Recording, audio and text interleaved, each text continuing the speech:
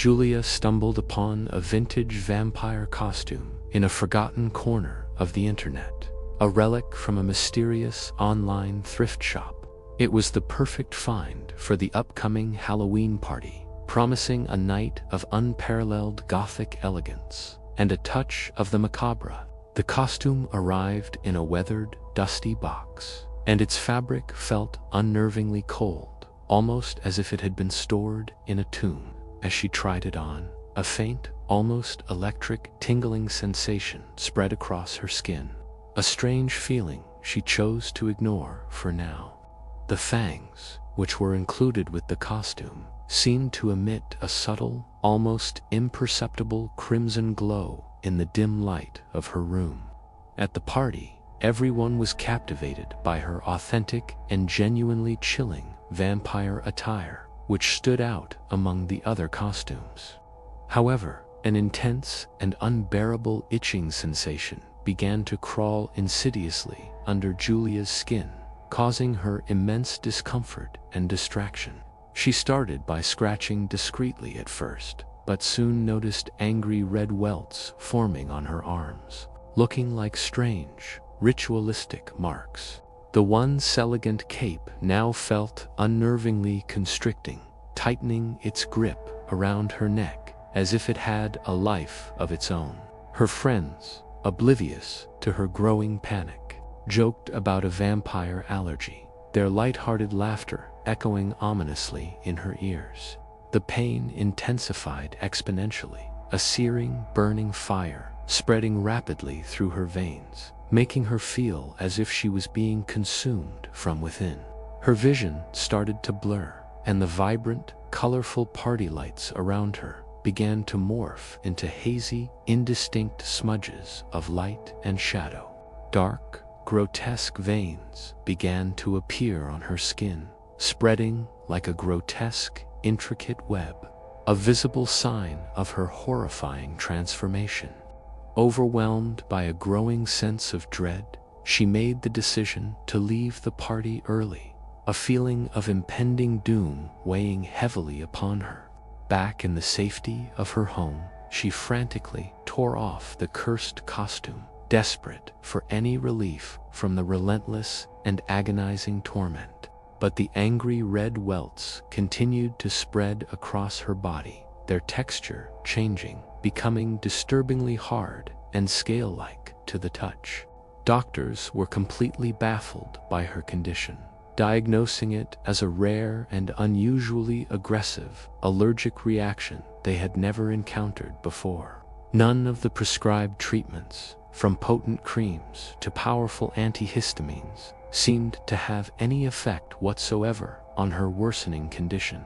In her desperation, Julia started her own frantic research, determined to find an answer to the living nightmare that had consumed her life. She eventually uncovered the costume's dark and sordid history, learning that it was a prop from an obscure and long-forgotten horror film.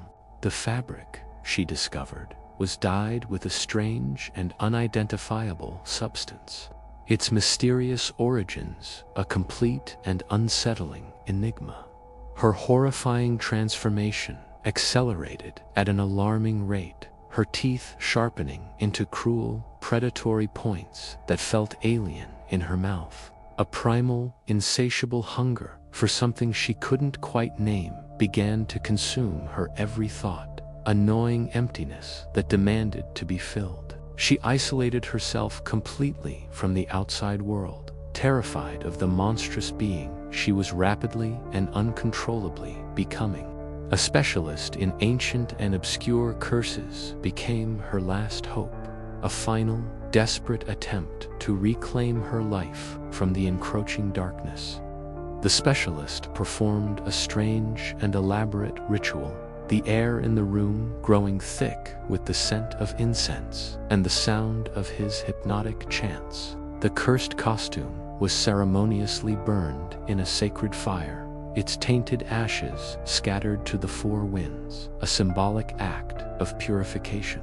Slowly, almost imperceptibly at first, the allergic reaction began to reverse, the hard, grotesque scales receding from her tormented skin.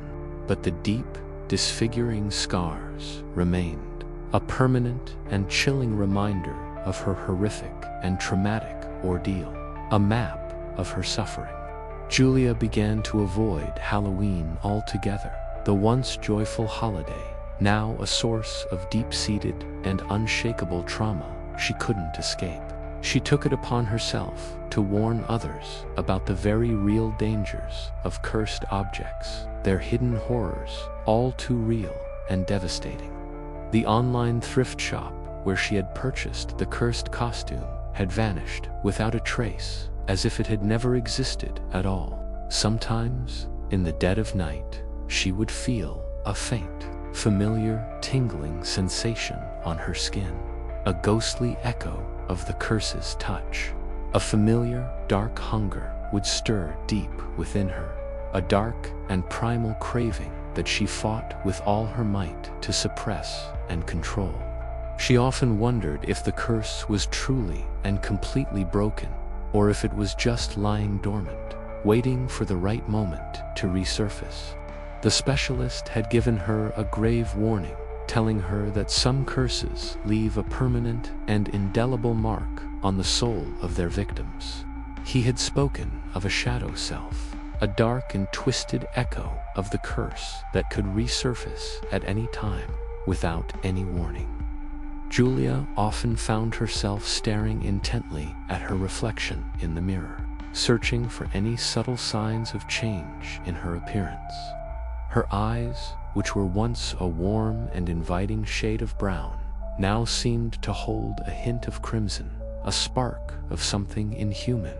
She started to avoid mirrors altogether, terrified of what she might one day see looking back at her from the other side of the glass.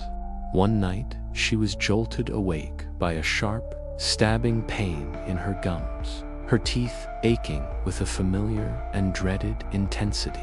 She cautiously ran her tongue over them, feeling the unmistakable and terrifying sharpness of fangs that should not have been there. A wave of pure, unadulterated panic seized her, a cold and paralyzing dread washing over her in suffocating waves of fear and despair. She scrambled out of bed and rushed to the bathroom, her heart pounding in her chest like a drum, a frantic rhythm of terror. Her reflection in the mirror showed the same face, but her eyes were now glowing with a faint, yet undeniable, malevolent red light. The hunger was back, and it was stronger than ever before, a gnawing, insatiable emptiness in the pit of her stomach that demanded to be filled. She stumbled out of her apartment as if in a trance, drawn by an irresistible and unseen force that she could not fight against. The bright city lights blurred into a chaotic symphony of color around her as she moved silently and purposefully through the darkened, sleeping streets. She didn't know where she was going, but her body moved with a newfound and terrifying purpose of its own, guided by the curse. A dark and foreboding alley beckoned to her, a sense of strange and unsettling familiarity drawing her into its shadowy depths. She saw a lone figure huddled in the shadows, a solitary person seeking refuge in the darkness of the lonely and desolate night. A fleeting wave of pity washed over her, but it was quickly and violently replaced by a powerful and overwhelming surge of insatiable hunger. She fought desperately against the horrifying impulse, her last vestiges of humanity struggling valiantly against the suffocating grip of the ancient curse. But the hunger was far too strong, a primal and all-consuming need that completely and utterly consumed her will, leaving her powerless. She took a single, deliberate step forward, her shadow elongating grotesquely in the dim and flickering light of a distant street lamp. The figure looked up, their eyes widening in sheer terror at the sight of her slow and menacing approach, their face a mask of fear. Julia opened her mouth to scream, to warn them, to beg them to run, but no sound came out, only a choked and silent gasp. A low, guttural growl escaped her lips, a horrifying and inhuman sound that she did not recognize as her own, the voice of a predator. She was no longer in control of her own body, a mere puppet in the hands of a dark and ancient power that now held her captive. The very last thing she saw before the darkness consumed her completely was the raw, unadulterated terror reflected in the stranger's wide, horrified eyes. The next morning, she woke up in her own bed, her head pounding, with absolutely no memory of the terrifying events of the night before. Her clothes were torn and inexplicably stained with a dark, sticky substance that she could not identify, a substance that smelled of copper and fear. A strange and unpleasant metallic taste filled her mouth, a coppery temps that made her gag and her stomach churn with a sickening lurch. She looked in the mirror, and her reflection showed a complete stranger with haunted, hollow eyes, a person she no longer recognized as herself. The curse was not broken. It had not been vanquished. It had only just begun its dark and terrible work, and she was its unwilling vessel.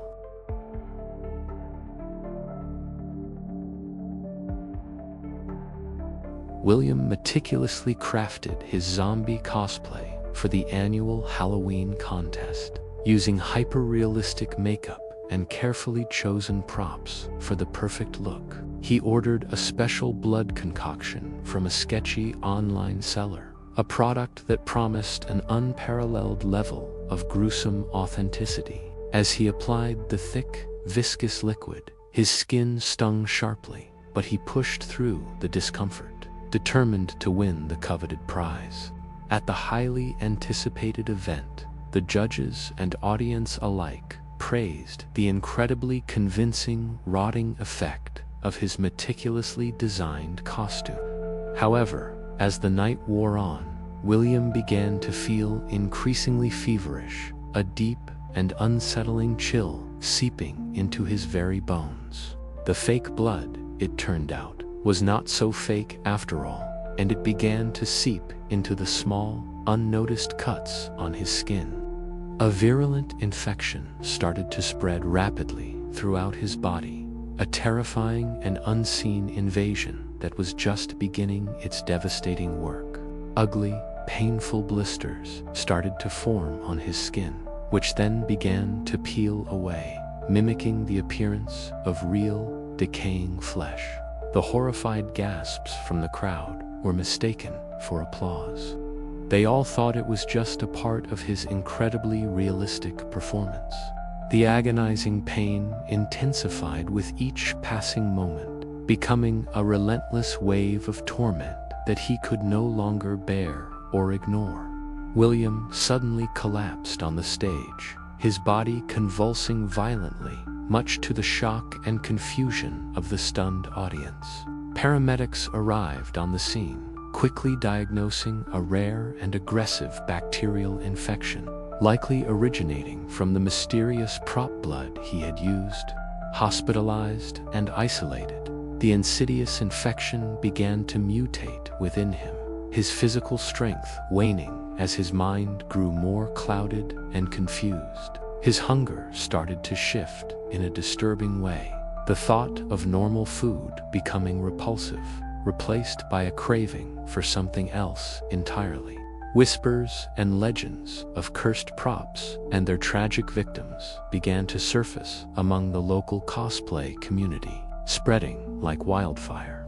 The online seller, the source of his affliction, had vanished without a trace, their website and all records of their existence completely gone.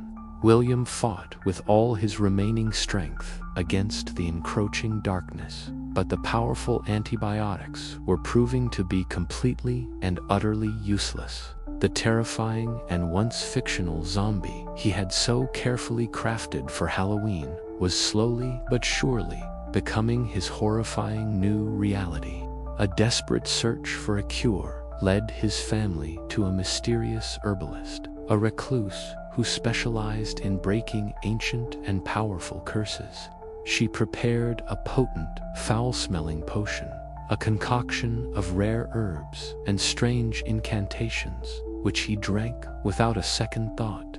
The infection, to everyone's astonishment, began to retreat, the horrifying physical symptoms slowly starting to fade away, offering a glimmer of hope. William eventually recovered, but a profound and unshakable weakness lingered within him, a constant reminder of his brush with a living death. He gathered all of his props and costumes, everything he had once cherished, and destroyed them in a cleansing fire, vowing to never cosplay again. He became a fervent advocate, warning everyone he could about the very real and hidden dangers of cosplay and the use of unknown props. But every year, as Halloween approached, a familiar and unsettling craving would begin to stir deep within the recesses of his soul. The infection, it seemed, was not truly gone.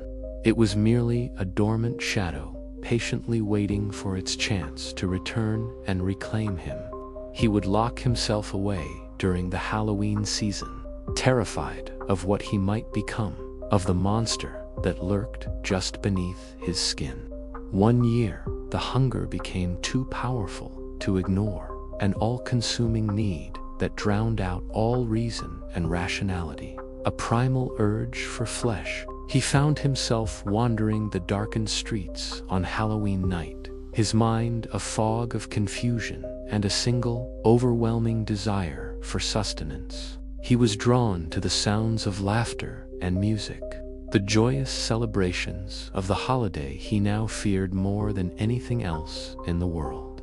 He saw them, the happy, costumed people, their faces filled with joy and excitement, completely oblivious to the predator that was now among them. His vision tunneled, the world around him fading into a blur of colors and sounds, his focus narrowing in on a single, unsuspecting target. He moved through the crowd with an unnatural grace and silence, a predator stalking its prey. His movements fluid and purposeful, driven by instinct. He didn't feel like himself anymore. He was something else, something ancient and hungry, a creature of nightmare given flesh and form. The last thing he remembered was the look of pure, unadulterated terror in his victim's eyes as he lunged forward, the hunger finally taking control. He awoke the next morning in a strange alley, his clothes tattered and stained with something dark and sticky that he couldn't identify. His body ached with a deep and unfamiliar soreness, as if he had been in a violent struggle, a battle he had no memory of fighting. He had no idea how he had gotten there. The events of the previous night, a complete and terrifying blank in his fractured memory. A gnawing emptiness in his stomach was the only thing that felt real. A hunger that was now a constant and insatiable part of him. He stumbled home in a daze, his mind reeling, trying to piece together the fragmented and horrifying images that flashed through his consciousness. He caught a glimpse of his reflection in a shop window and recoiled in horror at the monstrous visage that stared back at him. His eyes were sunken and hollow, his skin had a sickly, grayish pallor, and his lips were stained with the dark, dried blood of his unknown victim. He was no longer William, the man who had once loved Halloween and cosplay. He was now a real-life monster, a walking, hungry corpse. The curse was not broken, the infection was not gone. It had only just begun its terrible and relentless conquest of his body and soul. He was now a part of the horror he had once tried to imitate, a permanent and terrifying addition to the very real nightmares of the world. He could feel the hunger stirring within him again, a constant and gnawing presence that would never leave him, a torment without end. He knew that he would have to feed again soon, that the monster inside him would demand it, and there was nothing he could do to stop it. He was trapped in a living nightmare, a zombie in his own life, forever cursed to walk the earth as a predator, a hunter of the living. The city around him was his new hunting ground, its unsuspecting inhabitants his prey, and he was the monster that lurked in the shadows. He was the reason people checked their locks at night, the reason they were afraid of the dark, the embodiment of their deepest fears. His reflection was a constant and horrifying reminder of what he had become, a monster wearing the face of a man he no longer knew. He was a ghost in his own life, a silent and unseen predator, forever bound to the curse that he had so foolishly invited into his life. He was the zombie in the closet, the monster under the bed, the chilling story that parents would tell their children to make them behave. And as the sun set on another day, he could feel the hunger rising, the monster awakening, and he knew that the hunt was about to begin again.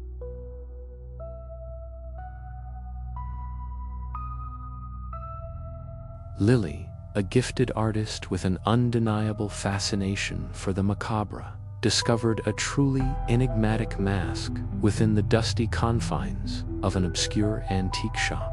This particular piece was exquisitely crafted, shaped like a malevolent demon with eyes of pure obsidian that seemed to swallow every ray of light. The mask settled onto her face with an unnerving precision, as if it had been meticulously fashioned solely for her, a second skin of ancient carved wood. However, when she gazed into her own reflection, a deeply unsettling, sinister grin stretched across her features, a chilling distortion that was undeniably not her own. At the vibrant Halloween convention, her costume garnered immediate and widespread acclaim, drawing admiring glances and whispered compliments from every direction. Yet, as the day wore on, Lily felt her own voice deepening ominously, her once clear thoughts slowly succumbing to a much darker and more unsettling influence. The mask, initially perceived as a mere accessory, began to feel as though it were physically fusing with her very skin, becoming an inseparable part of her being. Her inherent personality underwent a dramatic and terrifying transformation, evolving into something aggressively manipulative, cunning, and alarmingly cruel. Her closest companions, witnessing this disturbing metamorphosis, expressed growing concern as Lily's actions became increasingly erratic and malevolent. She found herself increasingly isolated, preferring the silent, unsettling company of the grinning mask to the friends who now barely recognized the person she had become. Ancient legends surrounding this particular mask spoke of it as a cursed artifact, once wielded by a powerful shaman in forbidden, dark rituals. These same legends claimed the mask served as a vessel, binding the malevolent spirit of a demon, an entity that thrived by consuming the wearer's very soul. Lily fought with every fiber of her being against the insidious, encroaching influence of the demonic entity, but its grip on her mind only tightened relentlessly. The demon's insidious whispers grew louder, more insistent, urging her towards unspeakable acts of violence and profound cruelty against unsuspecting individuals. She began experiencing terrifying blackouts, waking abruptly in unfamiliar, disorienting locations with absolutely no recollection of how she had arrived there. Her once vibrant artwork, previously a source of immense joy and creative expression, now became a chilling reflection of her inner turmoil, filled with grotesque imagery. She slowly realized, with dawning and profound horror, that she was irrevocably losing control, her own identity systematically erased by the malevolent presence. Desperate for any semblance of escape, she sought the clandestine assistance of a seasoned exorcist, a man rumored to have confronted similar darkness before. The exorcism itself proved to be a brutal and agonizing ordeal, a violent spiritual battle waged fiercely for the ultimate possession of her very soul. The air within the room grew frigid and heavy as the demon manifested, its voice a cacophony of ancient rage and primal hatred emanating from Lily's lips. She writhed uncontrollably in excruciating agony on the cold floor as the exorcist chanted sacred rites, his voice a fragile beacon in the suffocating darkness. The mask, still clinging to her face, began to visibly crack under the immense strain of the ritual, thin fissures spreading across its demonic visage. With a final, ear-splitting scream of pure, unadulterated rage, the mask violently shattered into countless tiny pieces, seemingly freeing her from its terrible grip. Lily's own personality slowly, tentatively returned. Yet the chilling echoes of the demon's oppressive presence remained a permanent stain on her fractured soul. She was perpetually haunted by the vivid, horrifying memories of the atrocious acts she had committed while under the mask's complete and utter control.